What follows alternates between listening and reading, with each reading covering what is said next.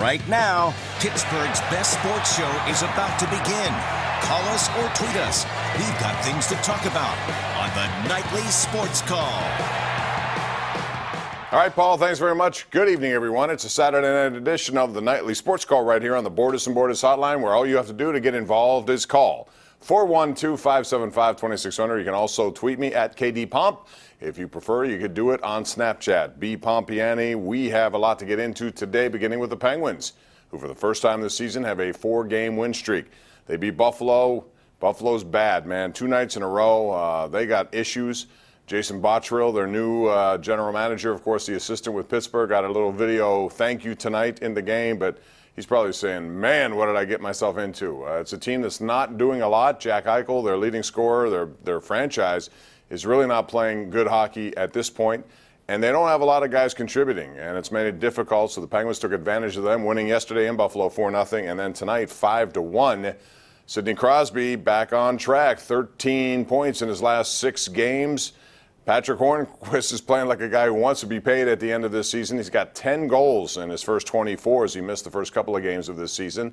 And then you saw the work of Tristan Jarry in goal, who continues to be really smooth and solid. He's 4-0-2 as a regular in the NHL and has not yet lost. Had a consecutive shutout string of 114 minutes in a row. Finally ended when Jason Pominville got a goal tonight.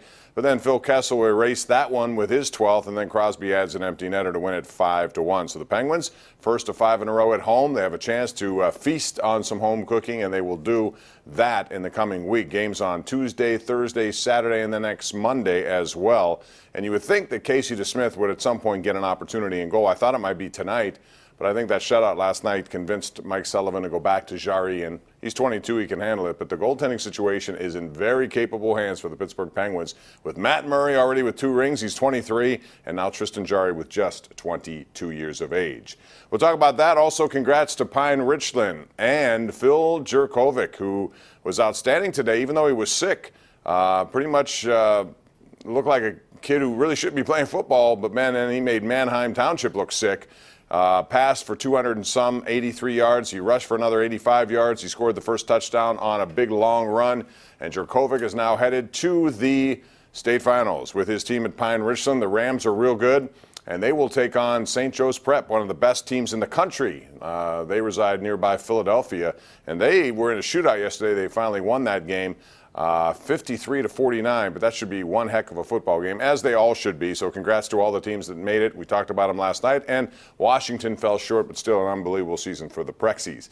Well, what else we get into? Antonio Brown for the Steelers is now questionable. He has a toe injury, Antonio, and you know, he's been outstanding.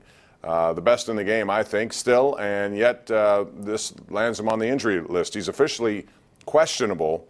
He hasn't practiced the last 2 games, and typically when that happens under Mike Tomlin, guys don't play. Well, he might be one of those guys who say, I want to play, and we'll see what he does on Monday. Juju Smith-Schuster is back, so that's good news.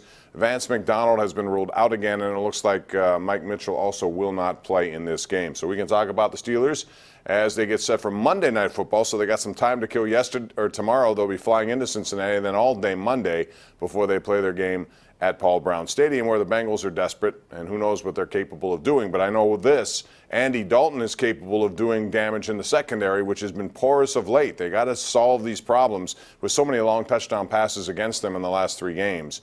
You know, 60, 61, 75, 55, 50, and 39. You just can't allow that to happen. There was some bad tackling en route to some of those as well. That all has to be cleaned up by the Steelers as they begin a stretch where they'll take on Dalton and then Joe Flacco before Tom Brady. Also, college football, I'm going to ask you a hypothetical question, and you tell me your answer. Because right now, Miami is getting exposed. I'm not surprised by that after watching them last week in Pittsburgh. Pitt Panthers took full advantage of them, but tonight it's all Clemson, so they'll get to the national championship game after winning the ACC. It's not over yet, but it will be. For all intents and purposes, it is over.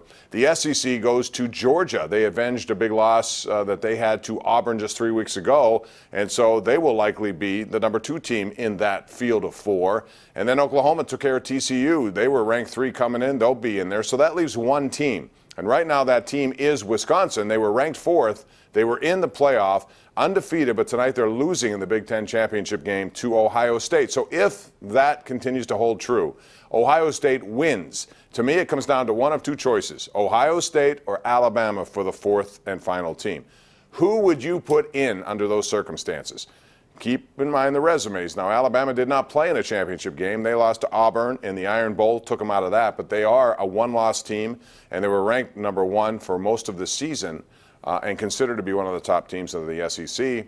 And Ohio State, yeah, they win the Big Ten, but last year they didn't win the conference, and they still got in. This year they may be winning a championship but not get in. And the reason is they lost a home game to Oklahoma, and yes, it was Oklahoma, but it was a home game, and they got schooled by Iowa, giving up 55 points in Iowa. So who would you pick, Alabama or Ohio State? And I trust that's going to be the choice of the committee as they work on that overnight and into tomorrow. 412-575-2600. What do you think? Call right now. Lines are open until 11 o'clock right here live on Pittsburgh's CW.